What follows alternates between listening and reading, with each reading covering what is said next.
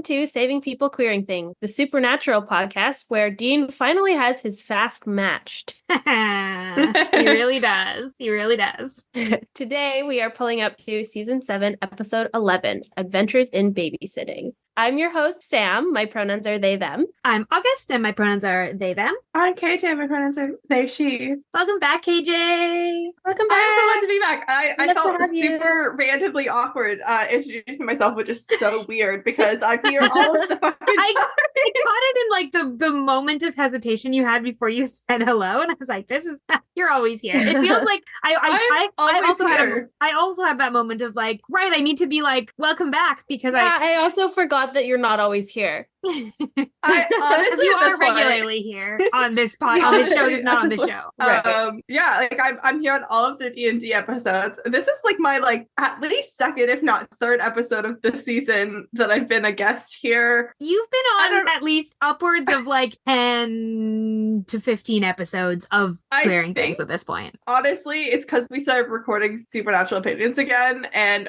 when I obviously as the host of that show, I always go first, and so I think I was startled. You're like, oh, right. Oh, That's fair. So usually once the introductions start, I'm good for like 2 minutes.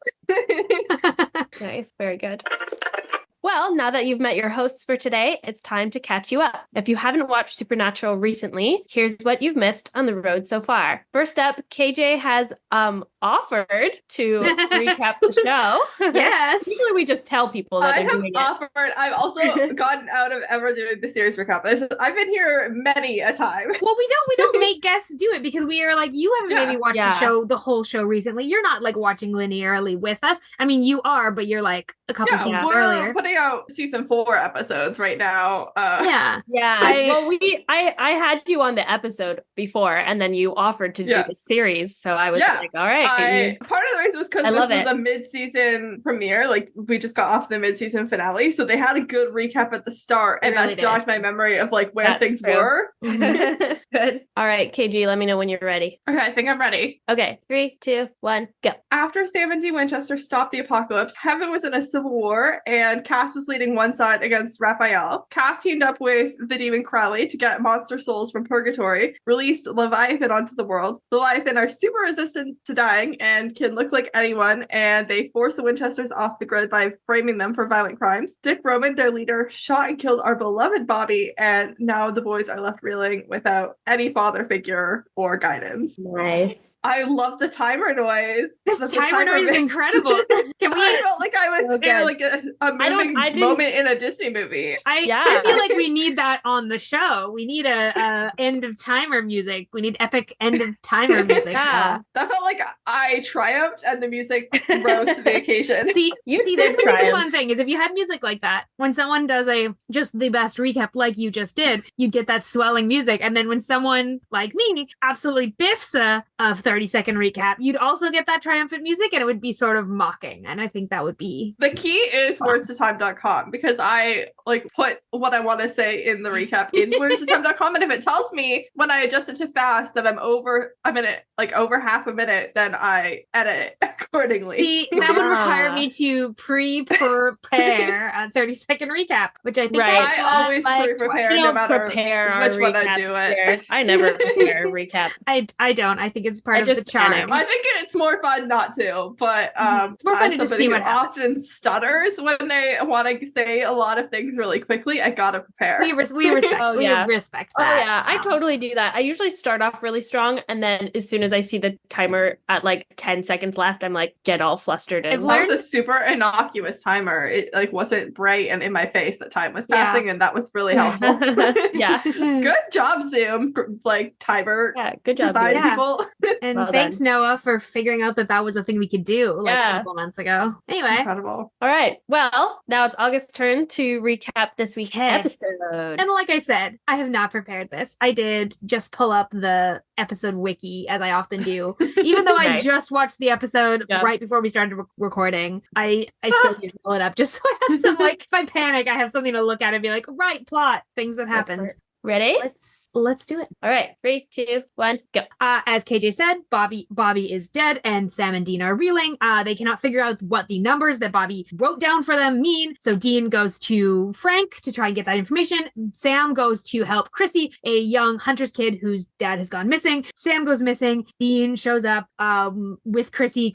They go to try and stop these monsters. Krissy ends up defeating them. And Dean recommends to her and her father that they stop hunting.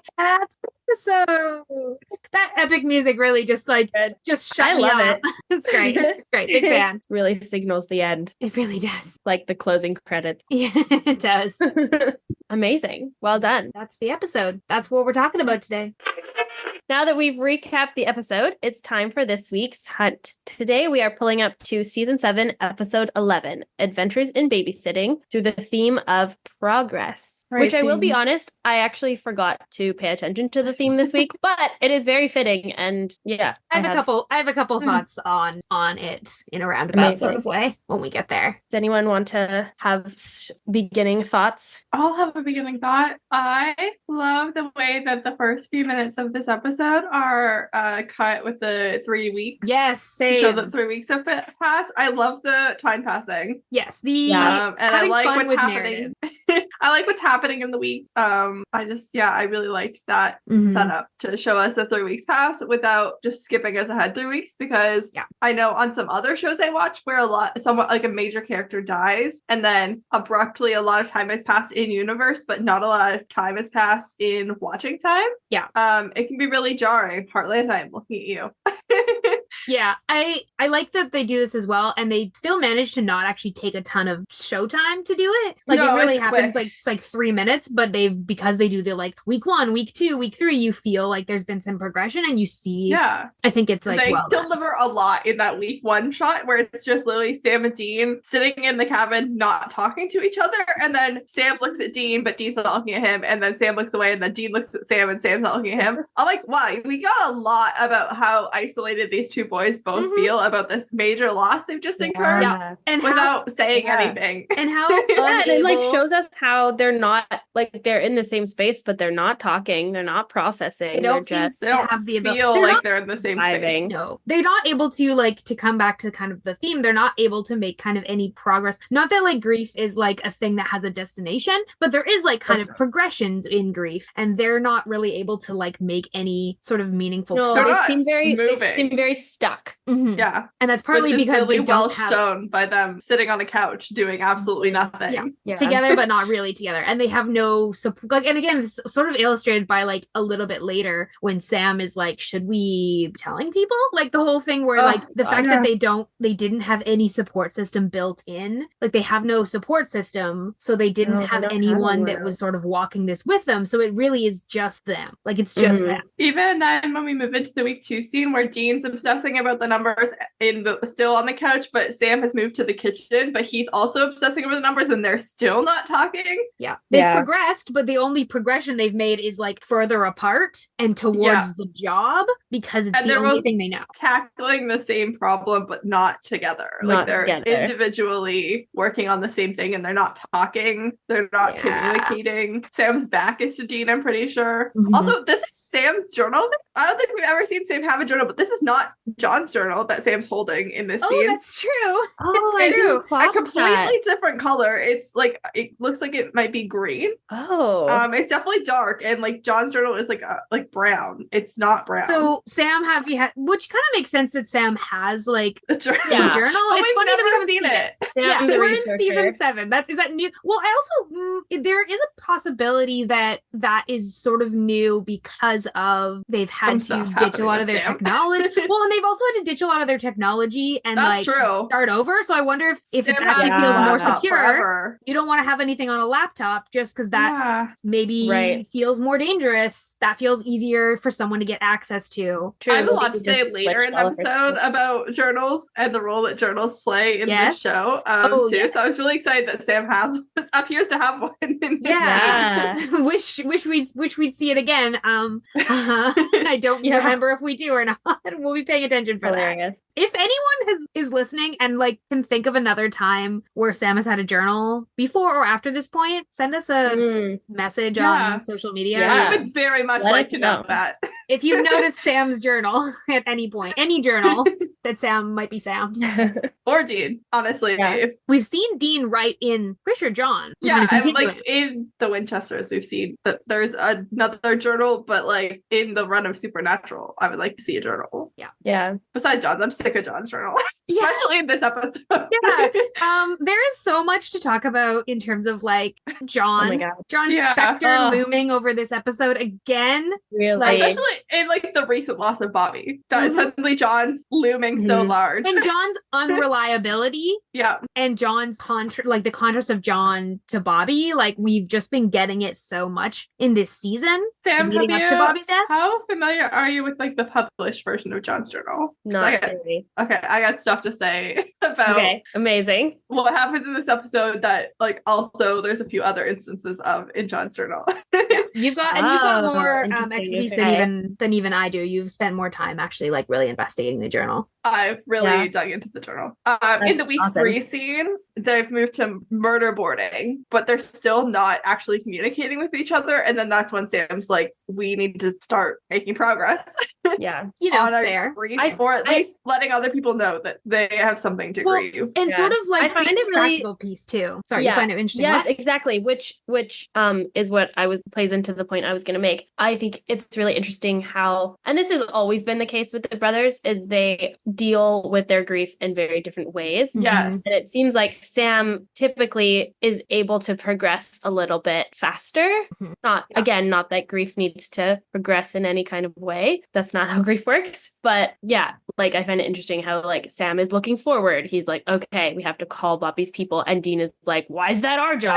I don't want to do that. It's like Dean, it's for Sam. I was thinking about that in terms of like a later part of the episode as well, of like Yeah. Sam is dealing by sort of trying to, even with the stuff with Chris. Sam is trying to get closure. Yeah, and sort Yeah. of like his motivation, even for the stuff with Krissy, for like initially going, is sort of him like him sort of recognizing the mirror in Krissy and Krissy's dad to them and Yes. Bobby and them and Huge. John, and so Yeah. he's sort of Yeah. trying to like sort of recreate his own experience, but with a better outcome. And so it's like him trying to progress, but in this very specific sort of way. And we've seen Sam do this like a lot of times when he's grieving. Is like he tries to Yeah. find something that he can fix that will remind him, He needs a project. that will It's mirror really- sort of what he's been through. Yes. It's interesting to me that that's how you describe that, August, because I think the same thing, but like the way I would describe it is that Sam tends to emulate the person that he's grieving. Like he's trying to fill the void that this person has Oh, left yeah, behind. see, you've put Yeah, that Because in like such when good John words. died, like that was why he and Dean chafed so much when John died, was because Sam was suddenly in this very abnormal pro-John mood. And then now that Bobby's gone, he's like, oh my God, this kid is calling Bobby. I have to do what I think Bobby would do in this situation. Yeah, I think you've described that so well, because like he's got to fill those roles. And I think that contributes to why he and Dean chafe so much when they're grieving, is because that's really painful for Dean, that Sam is reminding him so much of this person that they're both missing.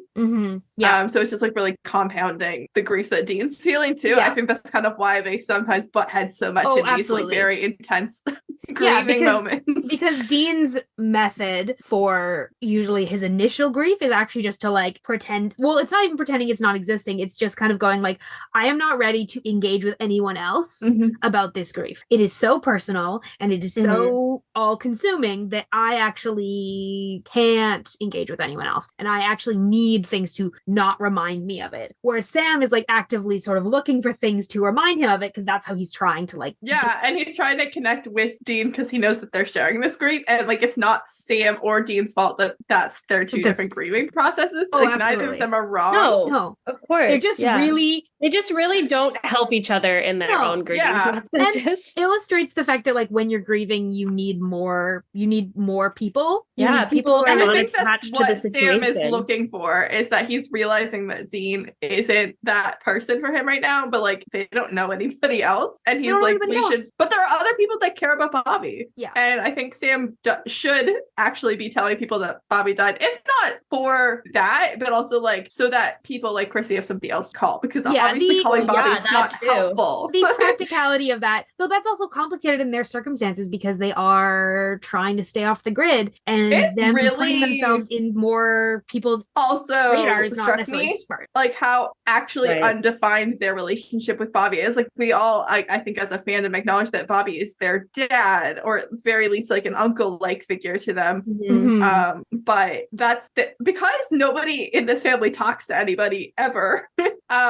Like if their relationship with Bobby isn't very well defined, like they aren't actually Bobby's kids. Like Dean is like, why is that our job to tell people? And I'm like, well, it's your dad, but like it's not actually their dad. No, and also that's a huge amount of responsibility. Yeah. And that's sort of like the inevitability of grief, like for anyone, is like that usually the people who are most impacted are also the people who like know that information first, who often have to be the ones to tell everyone else. And that really, really sucks. And they just have no one to carry even a small amount. They don't even have someone to carry like the smallest amount of that burden, or someone to like show up with food, or someone to like one person to call who will then take that. Like Bobby knows so many people, but we don't really get a sense for who else he knows that well at this point. Or who else would know other people, you know, like who else is the network connector? Like we know that Bobby knew people like Garth. Like there are other hunters that he knew, but like we don't really know. We don't know what the network looks like.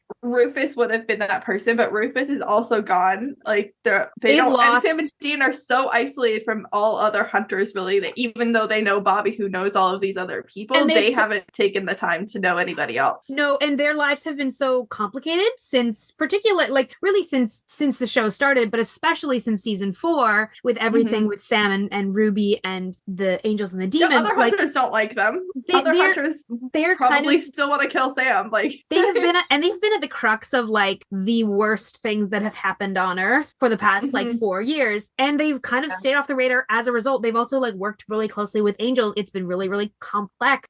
It's understandable why they're not super tied into the Hunter Network, but like one of the things I've always thought about Supernatural is that it's really a shame that they didn't get to explore more of what that also when have they ever really been in this position? Because like when John died, they told Bobby, but also like in the immediate episodes before John dies, Meg and Azazel and that other demon that they were hanging out with actively were killing anybody that John knew, like Pastor Jim and Caleb and like the people we genuinely know that Sam and Dean knew growing up. So like there was nobody. When there was nobody left. Ellen and Joe died, Bobby handled that, I'm sure, for Ellen and Joe's people. Well, and also they were so like the Roadhouse was so far removed at that point. I think that they're, you know, but I'm sure Bobby knew enough people to get that word around. I'm sure Ellen and Joe still had a lot of connections. That Bobby was knew. That was kind of Bobby's role too. Like Bobby was the networker. Yeah, and he was quite like that.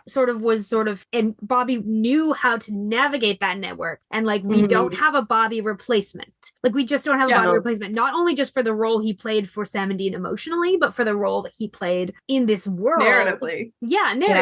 And so everyone feels a little stuck. And that sort of 3-week montage sort of really highlights that they're just really stuck. I think that's something really interesting about like the Leviathan arc is that like because of Bobby dying, because of the Sam and Dean having to stay off the grid, they are super isolated. They don't have the opportunities to connect with anything. They don't have any outside help now that Bobby's gone. Like it really is kind of almost back to basics of Sam and Dean against the world, because they don't have anybody to help them, and they're gonna have to build a new support network. I think this is really where the rest of that like found family vibe is gonna start kicking off, because they're down to nothing. Yeah, and they're down literally nothing. Like we don't have Cass, we don't have Bobby, we don't have they have the probably like one of the closest people that they have is like someone like Garth, and they've met twice.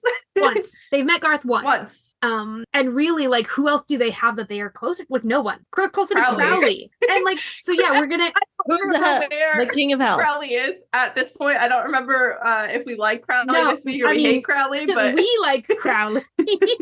They do not like Crowley. I don't remember where they're at with Crowley. Oh yeah, because season 6 was a rough time for them and their relationship with Crowley. And so the last thing we heard of Crowley, he told them that he's been keeping demons off of them because he wants them to get rid of the Leviathan. And he was kind of like, it's kind of that's like neutral at best. I scratch your back, you scratch my back, sort of relationship at this point. I will make sure the demons don't bother you, and if you happen to take out my enemy, great. And if you don't take out my enemy, then I'll deal with you later. After I deal with that. Yeah, exactly. So yeah, they don't have anybody then. Like that. No, they really sucks don't. For them. Yeah.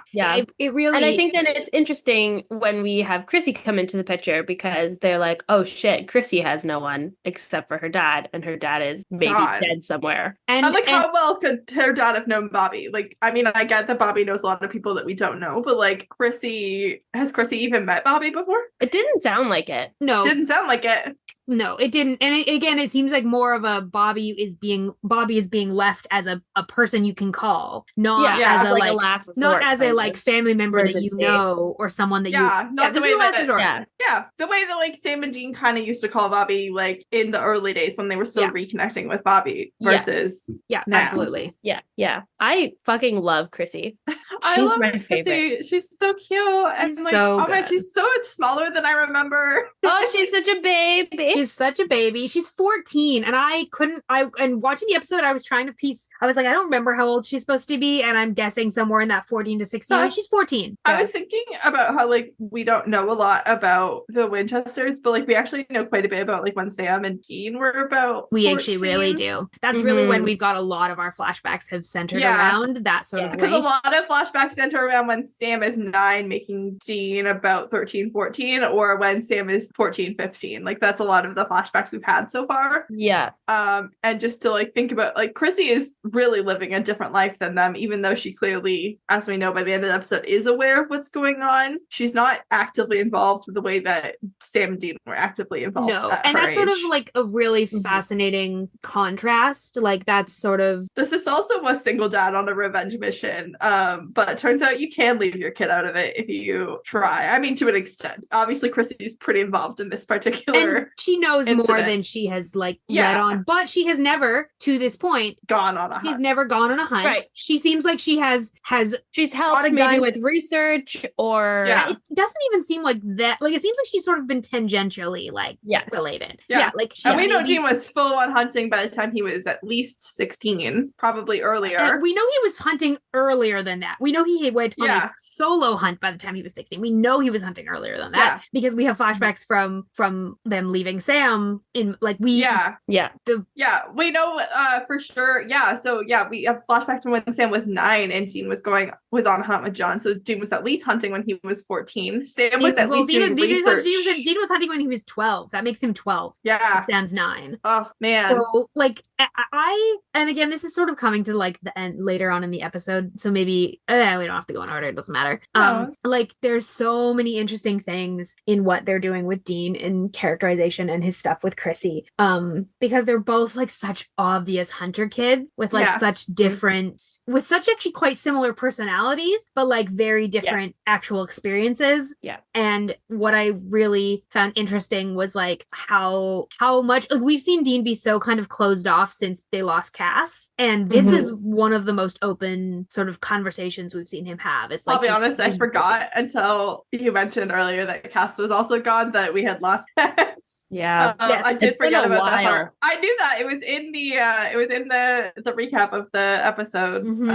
But I hadn't really emotionally processed that this was a point where we didn't have Cass. And Dean has not been doing well as a direct result of that. And now this is also happening, but you see him like showing sort of like, I think once he recognizes how similar Krissy is to him, you see this like sort of different approach in his conversations. Like he talks about Stanford. He like is shoots pretty straight with Krissy. Yeah. But I also I have a lot of things to say about Dean and Krissy's relationship. That's so valid. So valid. Yeah. I don't know. I noticed that Krissy, when they show the establishing shot of Krissy's apartment when Sam first shows up there, it does say on the sign outside, like one of their selling points is that it's pre-furnished. And I'm like, oh yeah, because Krissy and her dad probably do move around quite a bit. Mm-hmm. Maybe not as frequently as John was moving Sam and Dean around, but like they probably don't own furniture.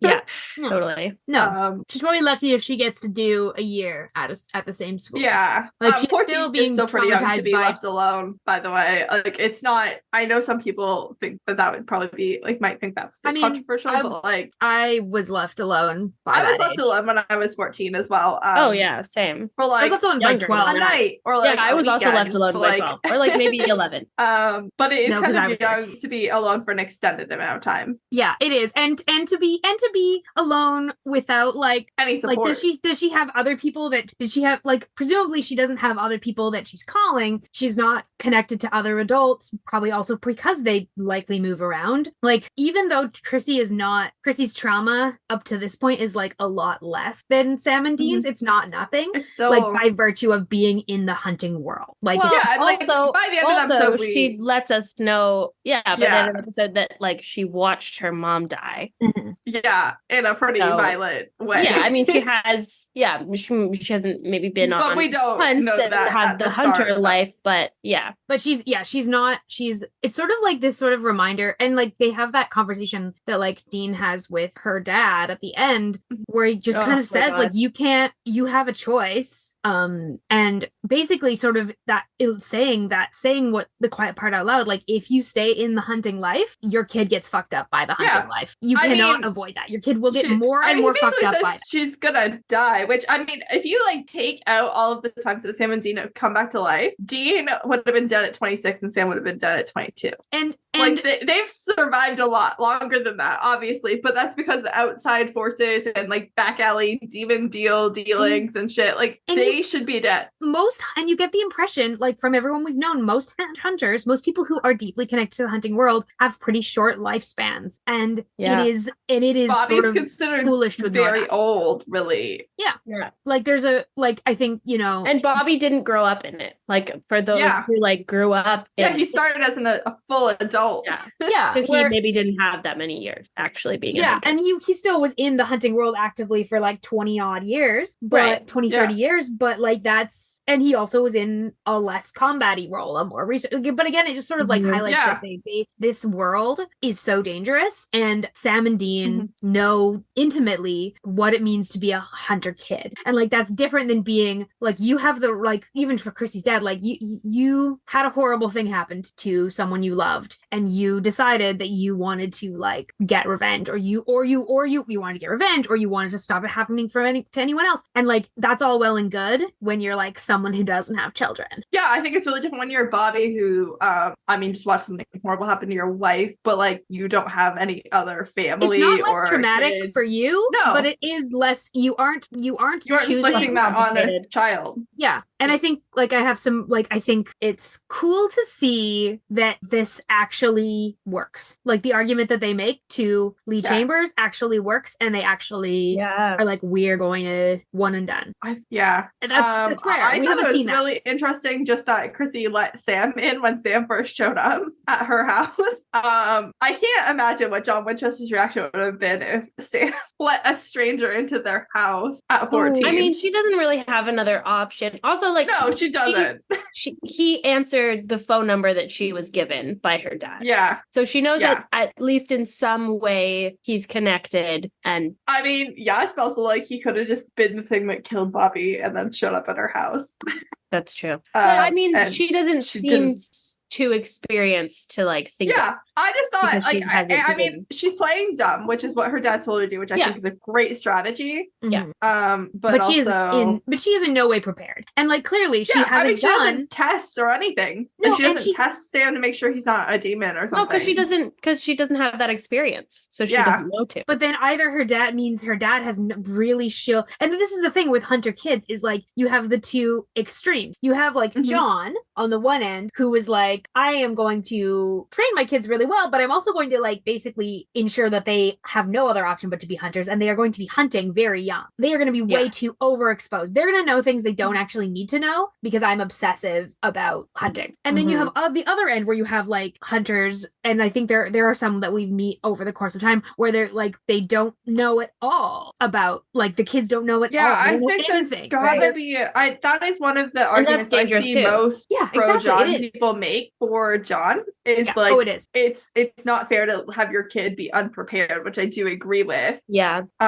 Yes. But yeah, there's gotta be a medium. I honestly think the role that like young Sam is in, I think if Sam had a stable home environment to be in, I think having your kid do research and stuff is not like the worst. Or like not even having your kid do research, because I don't like love your kid doing the research, but your kid like having the pressure on Sam. Like having your kid. I don't want your kid to be responsible for the research, but I feel like your kid like working alongside you, being exposed to it. Yeah, your kid having the not training being responsible for, but helping, and your kid like having the training that they need. And again, this is in no way to say that I think that like it's ethical to, if you're a parent. I don't actually know that it's ethical if you're a parent to be a hunter, because I don't think you can actually prevent the kind of like harm that will come to your children. I think you have targets on their back, and you have to traumatize your children to a certain extent, because you have to raise them to be able to defend themselves, and you have to raise them knowing this, and you have to raise them in a world that is extremely violent, and you can't. I'm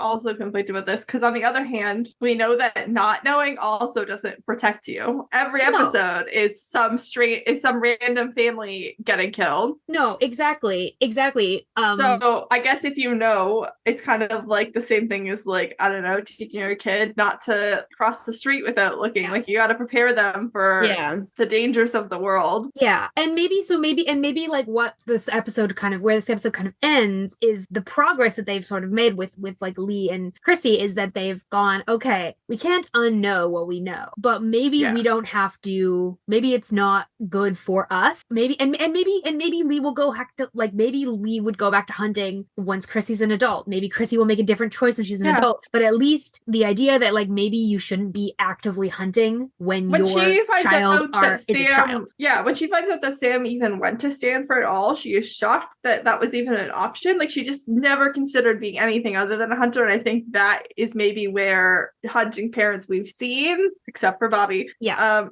gone wrong. Because we know that Bobby is actively encouraging Sam and Dean to be normal as kids, to the extent that he can, as not their legal parent or guardian. And it sounds like if like the hunters, even if they like Krissy's dad are like, oh no, you're not hunting with me, it's like a not yet because you're too young. It's not like no, this is my thing. It's like a not yet. As opposed to maybe a different route, which is to be like, hey, we know about monsters and we know how to do, and we learn the things we need to learn to defend ourselves, but we're not actually hunters. Like there are people who know about the supernatural. This happens also every episode, where they often end up leaving survivors. That's what Ellen is. And they also end up leaving survivors in every episode who now know about the supernatural, who don't become hunters. And like, I feel like if you're a parent, Ellen that is the ethical choice to make. Ellen and Joe might be the ethical choice. The ethical choice is to have another parent who can stay at home and raise your kid. I think that's sort of true, but I think the actual ethical choice is like not to hunt when you are a parent until your child is old enough that they're not going to like lose a parent to this at the bare minimum. Like I'm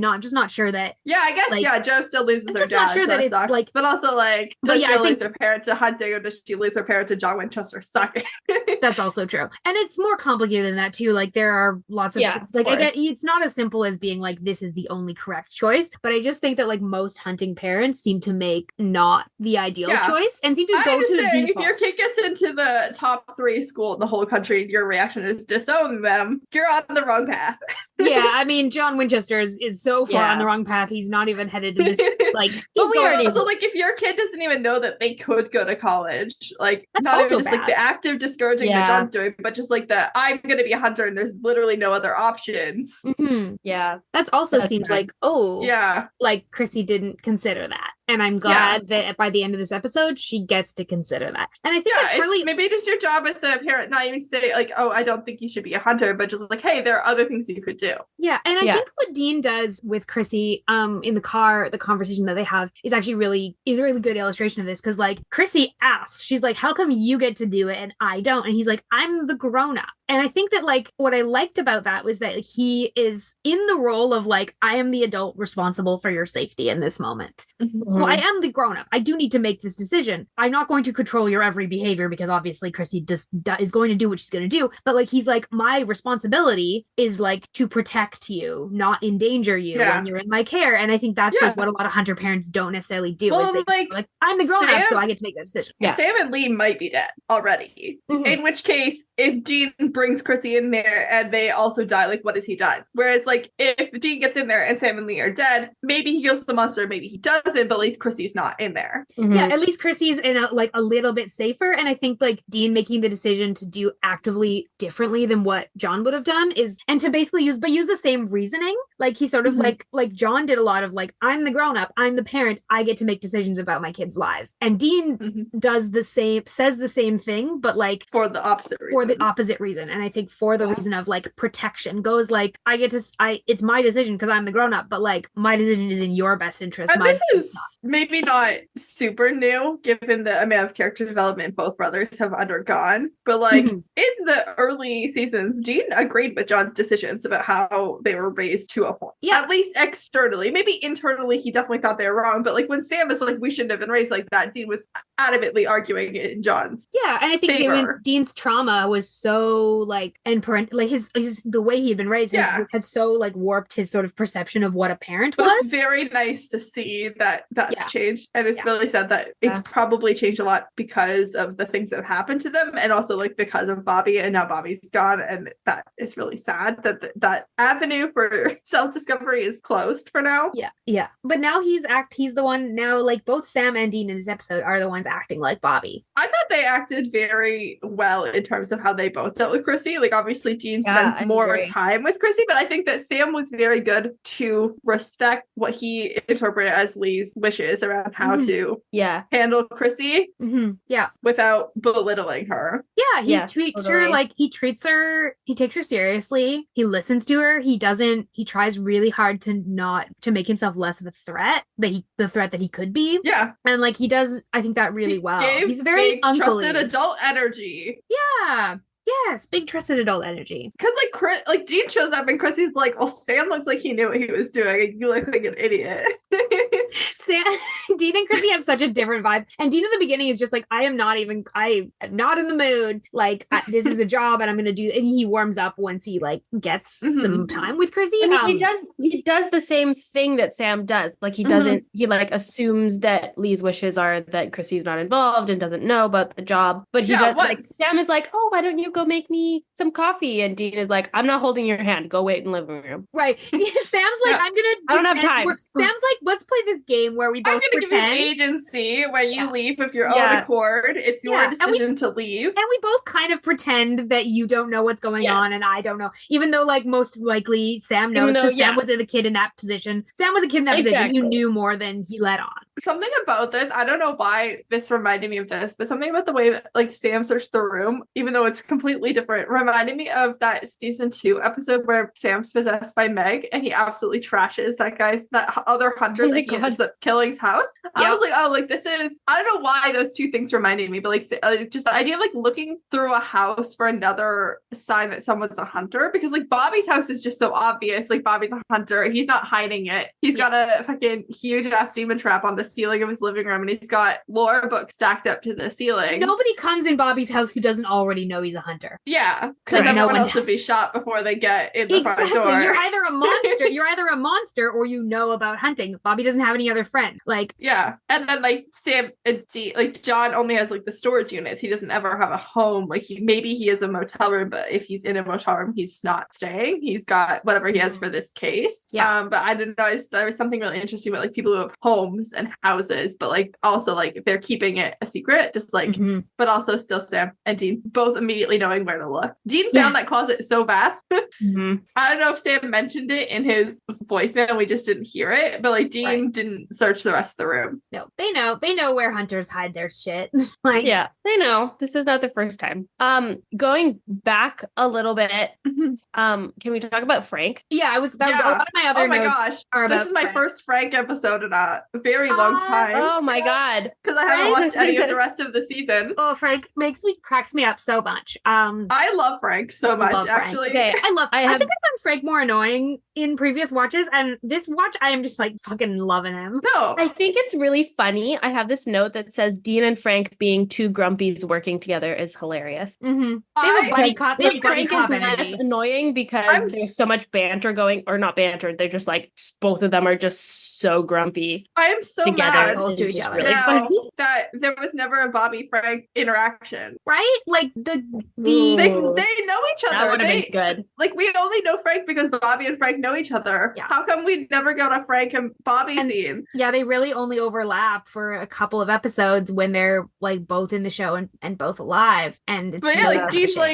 like, hey, we need a guy, and Bobby's like, call my friend Frank, and then sends them to Frank. But like Frank and Bobby never get to interact on screen, and I want to see them be grumpy. Right, because they're so that would have been really good. That would have been so funny. So good at Dean and Frank are so good at just being like the absolute assholes to each other. Oh my god. And it's so funny, and it's they like just really match each other's energy in that way. It's so they really funny. do. I want to see a whole episode of them just being honestly Dean needed Frank and Krissy. Like these are the two things that actually pull him progress him in his grief actually a little bit. Yeah. Because it's Frank being like, well, you have two options. Like you either like just straight up quit or like you fake it. Yeah, I don't know if it's like Dean's general discomfort with emotions, like just generally, or like his parentification. It's probably both. Yeah, it's usually both. But like I don't think that Dean could have this grief in front of Sam. No, he's never been able to. He's never been able to, and I don't think that we should expect that to change.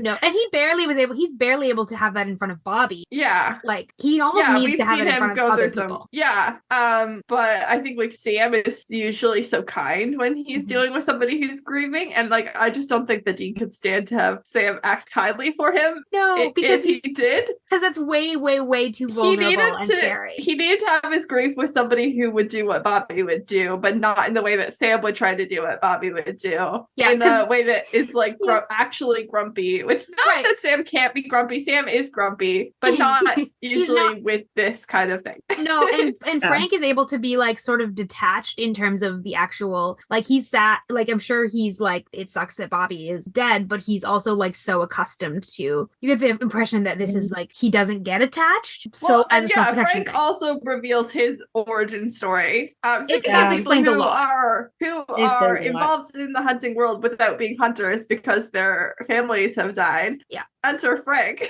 Yeah. And his wife and two kids that are dead. Forgot all about that. But yeah, I just think for Frank to react that way to Dean's grief was what he needed in that moment.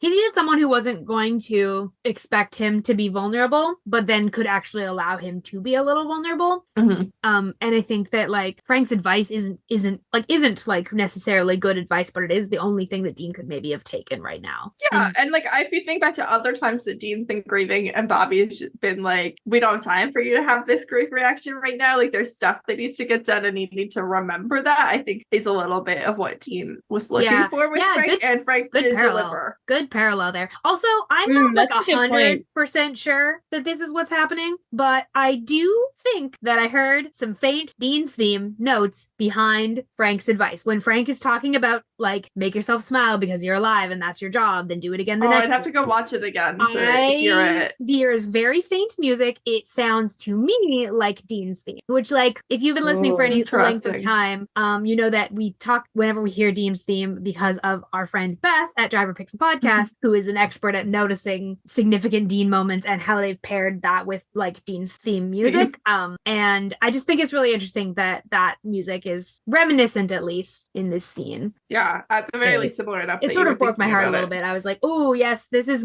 telling us this is an important character moment for Dean of like, this is how he's going to handle what's going on right now. And that is sort of how he handles it for the rest of the episode. And sort of what he says to Sam at the end, like Sam is like, I just want to hunt. And Dean's like, yep, same. I don't like that that's their main way of moving past traumas, but it does work for them. It's not great.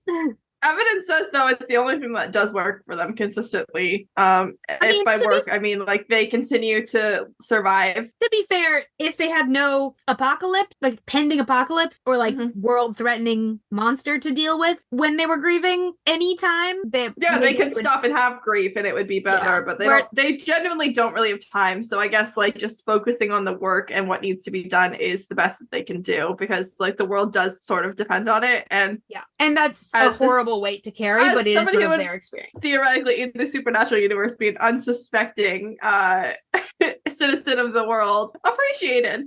Yeah. Like there are billions of people out there who have no idea that monsters exist, who are just like living their lives. And like if Sam and Dean ever just like decided they're too bereaved to get out of bed one day, like they're just gonna die.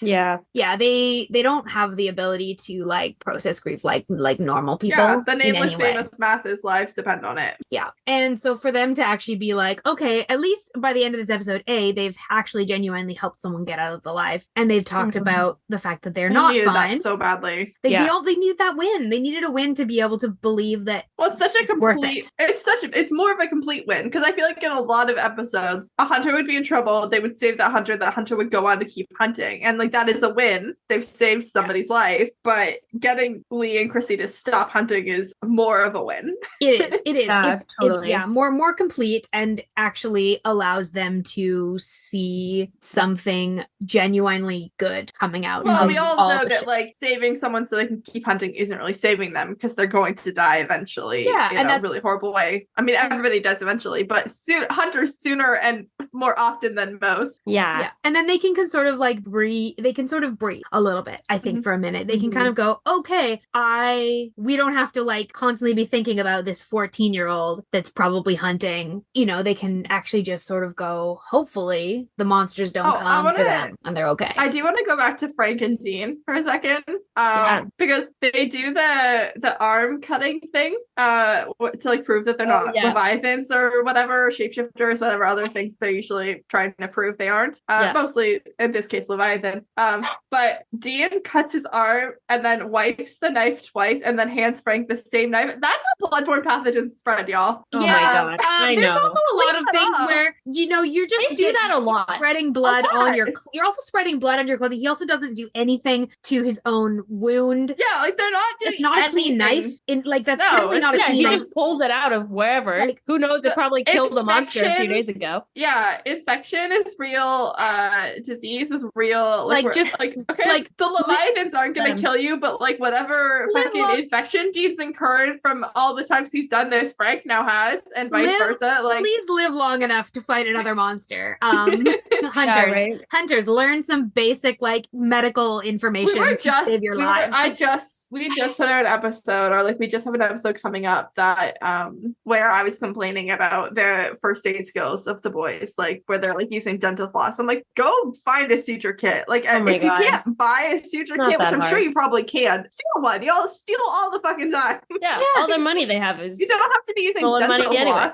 No, you could be like again some of the choices that they make. Logic is not logicking. I also liked that Frank acknowledged that he's got some mental illnesses that like specifically make the work that he's doing really difficult. Like he says he's got bipolar and delusions of grandeur or something like that. That makes investigating a very conspiracy theory really difficult, but I do appreciate his dedication to doing the work anyways. You know what? He's kind of, I think Frank is sort of the epitome of the like, well, fuck it, like sort of mentality. He's like, everything's kind of terrible and like I can't really count on the world, my own brain, or anything. So I guess I'm just going to like do my best. I also have a really burning question about something that's in the 3 weeks since Bobby died that we don't know about, we don't see. Dean paid Frank $15,000 to deal with the numbers that Bobby left.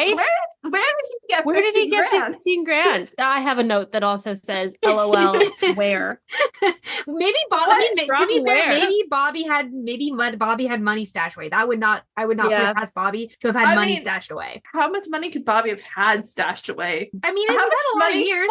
It's been a lot of years to collect money. It's Bobby's house insurance money, because like Bob's whole house got blown up. Maybe that's a thing. Maybe he his has house Bobby's and business. So maybe he has business. the insurance from Bobby's house. I was just like, whoa, 15 grand. And like Sam and Dean are on the run. Like they can't just like walk into a bank and apply for a fake loan or something like that. No, they have to just have this like money cash. somewhere. They're on the run. They have to just have this money somewhere. And my bet is that it's That's Bobby a lot of poker. Yeah. Yeah. No, I think that it's being Bobby's makes sense. Shocking. Hilarious stuff. Wow. Also then like Frank and Dean playing a little dress up in their yes. hydro outfit combos basically for no reason, because as soon as Dean's up there, Frank's like, we're just gonna hack the security cameras that are already up. So it's basically just for fun. And I like that. Just for fun. It's just to put them in a silly little outfit and pretend that they're kind of disguised, even though again, and I had this beef the last time we interacted with Frank. If you're going to go and disguise yourself when you are nationally wanted, you might want to make your face look different. You might want to change your hair. You might want to wear some sunglasses at the bare fucking minimum. Different clothes is not a disguise.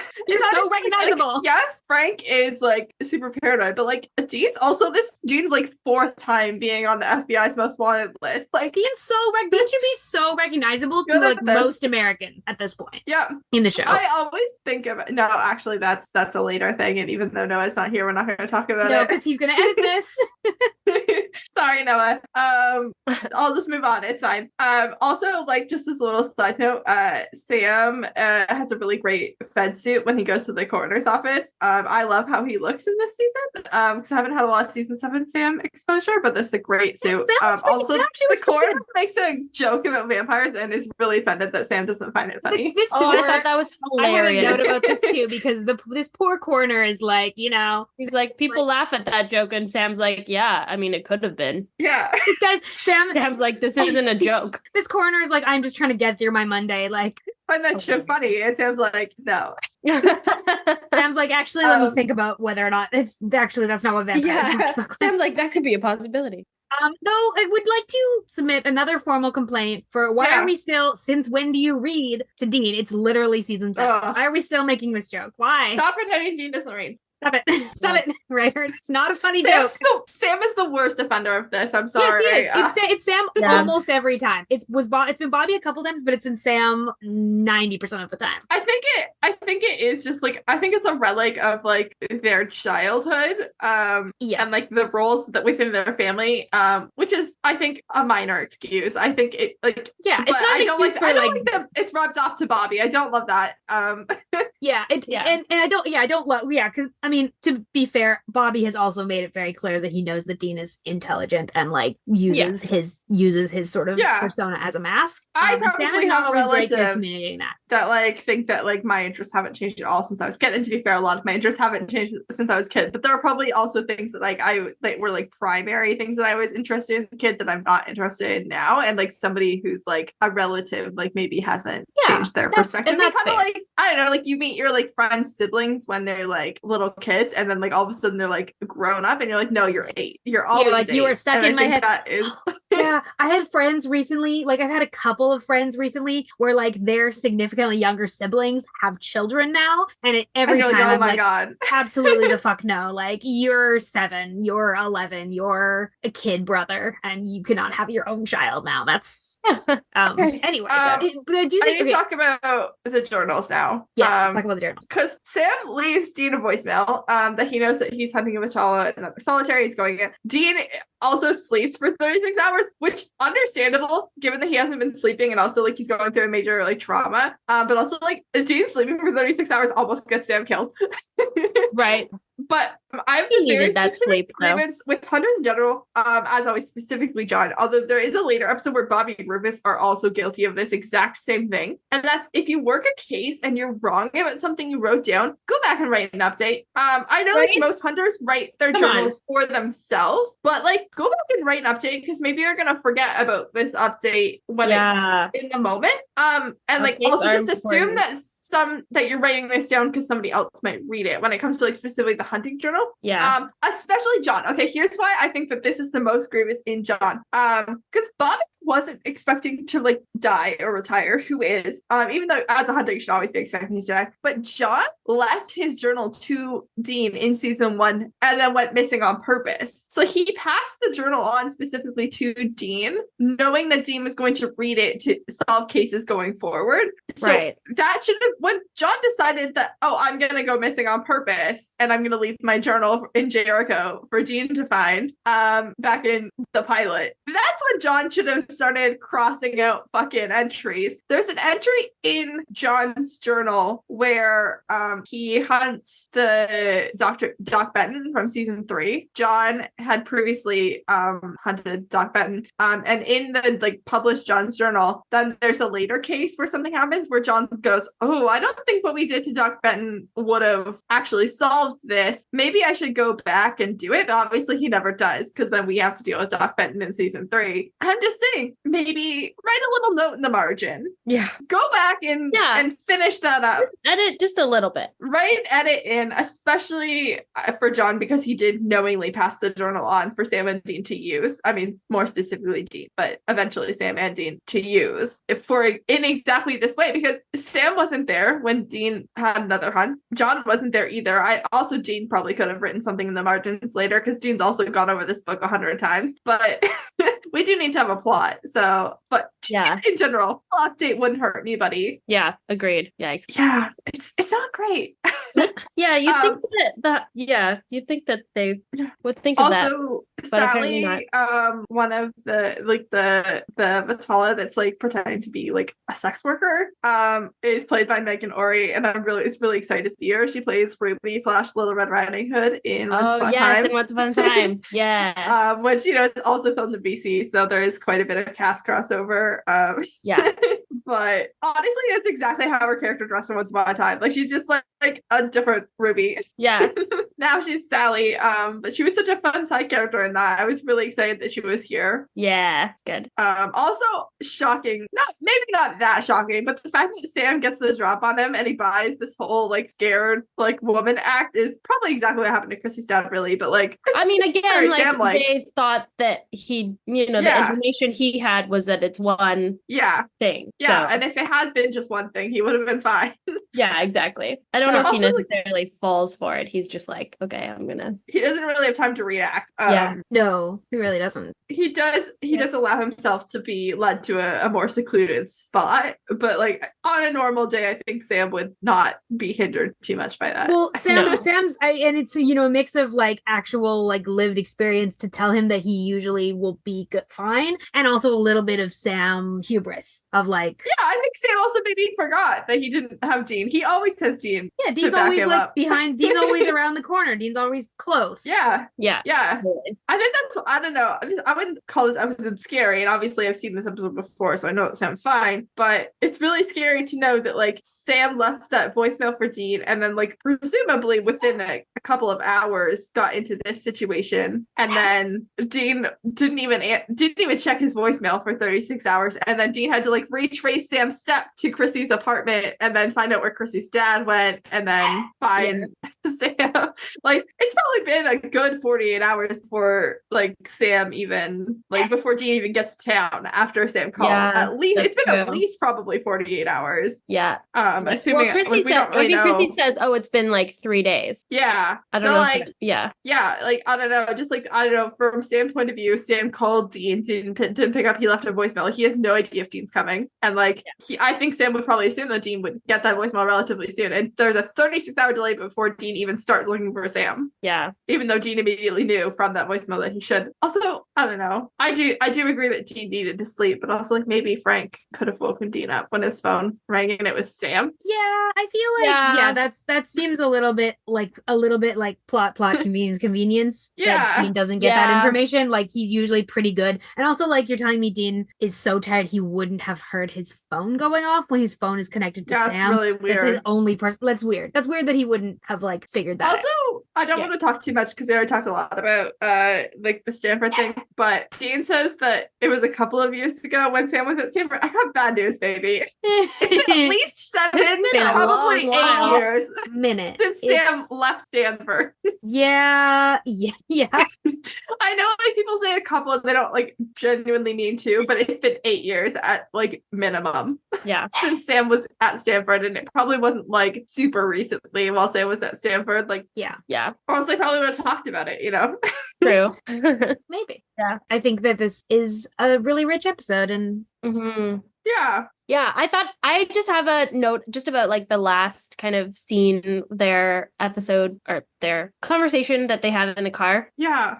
Where like Sam is kind of like trying to be vulnerable and being like, I'm not okay. And I thought it was interesting how Dean just is like relaying what Frank told him to do. He's like, oh yeah, let's just be professionals. Let's just focus on work, and kind of shuts that like conversation down. And then, oh my God, his like forced smile. Yeah, he's trying so hard to take Frank's advice and smile while he does this work. But it's like, it's really creepy. Like, oh, buddy, you just sort of see the like. You can just tell how much he is not feeling it. He doesn't feel happy. Also, the Sam curling up to sleep in the car is always so cute. It's so sweet when they do. It does, like, I feel like what is nice about it is that they've clearly come to like some feeling of safety with each other again, and that feels like it's been sort of fragile for a while, and that's nice. Yeah. In the early seasons, they were doing the same things, but they weren't together. And then in this moment, they both mutually agree, okay, we're going to keep working. And that felt like it was them bonding back together. Like they're both acknowledging that they aren't okay and that they don't want to talk about it, but it's not like we don't want to talk about it and we're just avoiding it. We've acknowledged that we don't want to talk about it. Yeah, and somehow exactly. That's better. At least we are able to kind of communicate the very, very small amount of self-awareness that we have. Yeah, I feel like there's a difference between saying, hey, we don't want to talk about this, and then versus them both just not talking about it. Like, I feel like if you're just not talking about it, it's still hanging in the room. Yeah, and at least they're saying, hey, we're not actually going to talk about this further, but we are at least acknowledging that it is there. Especially when we got to like the week 2 and the week 3, where it becomes like more week 3, where it becomes clear that Sam does want to talk to Dean about it, and then but he knows he can't. So like it's just awkwardly hanging between them. Yeah, like it's trying to get out of Sam, but it can't. Yeah, and then this is like, okay, no, we've acknowledged that it's there, and we will talk about it, but not now, and that's like relieved the tension of needing to talk about it so much. Yeah. Sam also said that Bobby died for the first time, I think, when he talked to Krissy. Yeah, and I think that was a big deal for him. And then also like Dean and Frank having their scene. Yeah. Well, this brings me to my mixtape. Wonderful. My mixtape choice for this episode is "Young and Sad" by Noah Cyrus. Okay. Yeah, it specifically chose it for like Dean vibes, but I think it applies to Sam as well, and maybe a little bit Krissy. But there's like a line that's like, I don't need you to wipe my tears. Don't you know I'm only trying to disappear? I don't want to be young and sad another day longer. Oh, that's actually really. It's a sad song. I mean, it's a sad episode. Yeah. I think it just like pointed out to me that like the hunter life is rough. Like they are, Krissy's like a teenager, but like Sam and Dean are young still. Yeah. And they just carry so much with them all the time. Yeah. Krissy even sort of acknowledges that when she's jokingly calling him an old man, but it's also like, he feels old. At the absolute oldest, Sam and Dean are 30 and 34 respectively. Yeah, they're young. At the absolute oldest. Yeah. They're young, but in hunter world, they are very, very old. Well, they've been hunting for like as long as like they've been hunting for like 20 years basically, and they've been in the life for 30. Yeah, it's not great. That's gonna lead me to my mixtape. Yeah, go for it. My mixtape, and I don't think I've used this, but is Carry On by Fun. It's possible I've used this song before. This, I mean, is a song about sort of like continuing on when everything is sort of tragic and feels hopeless. But also this song is a little bit about having hope when like things feel hopeless, and when you're, like the lyric of like, when you're lost and alone or you're sinking like a stone, carry on. May your past be song forever. This is something I associate with Supernatural, like way back in the day when this song came out. I've always associated the song with Supernatural, so it's fun to use it for this episode, for those vibes. Yeah. I feel like I need to give like a award acceptance acknowledgement speech for my to go to like Prem is my mixtape. But like I knew the vibes that I wanted was like generational trauma / like overcoming generational trauma because of like the Krissy storyline. So I hopped onto Reddit and Spotify and I listened to probably 5 or 6 people's. I probably scrolled through the entirety of 5 or 6 different people's generational trauma playlist. And like I found a thread of people asking for songs about like overcoming generational trauma. And I listened to like every single song in like a Reddit thread. Oh, you did the work. And then I added a bunch of songs to some of my playlists, especially my Sam playlist. And then I went with a completely different song that wasn't on any of them. Incredible though. But I did feel like I went on like a journey with that. And I added a few songs to my Sam playlist, which is always a good day. And the song I ended up going with was Drifting Further Away by Powderfinger. Ooh, okay. I don't think I know this song. There's it's kind of like a song about like somebody being like so in their like pain that like they can't engage with you. And like that's very fitting. I mean, that's like overwhelming them. Like one of the lyrics is "Don't sink underneath the weight of when you're trying to carry way too much." Well, yeah. Very appropriate. Yeah, and it's kind of like a song about like at least one person, if not the singer and the object of the song, both going through a grief. At least the object of the song is going through some kind of grief and like is not able to connect with anybody else because their grief is just so all-consuming that they can't emotionally connect with another person. Yeah. Oh, good choice. Good choice. It's also a really good song. I will be going to listen to it later. It's like vaguely 2000s vibe. I'm pretty sure it was into probably that. an episode of like Grey's Anatomy or something. Great, even better. Yeah. Also, the Grey's Anatomy like playlist slaps. It's like that's your like vibe of music of like the Chasing Cars like genre of music. Like their whole playlist. Good to know. Well, I think that's a wrap. Thank you, guys. This was a great episode. I'm always happy to be here.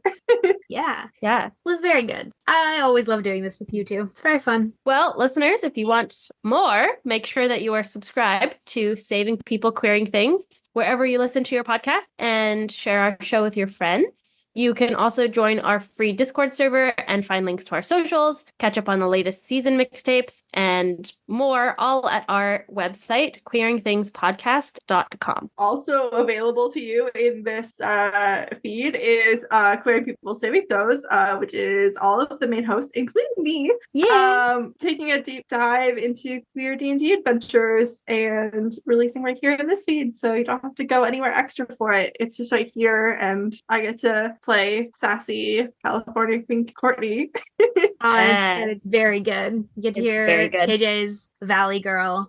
It's great. It's fantastic. Honestly, the best thing about my Valley Girl accent is Noah's Valley Girl accent. It's true. It's Noah's response to yours as he plays your twin sister. It's really, really good time. Come if only for those things. But be sure to ride along with us next week as we explore season 7, episode 12, Time After Time. We're gonna have a few new and returning friends as guests for this episode, so stay tuned for that. And we will be talking about that episode through the theme of connection. Amazing. Thank you all for coming along for the ride, and we wish you a peaceful road until we meet again.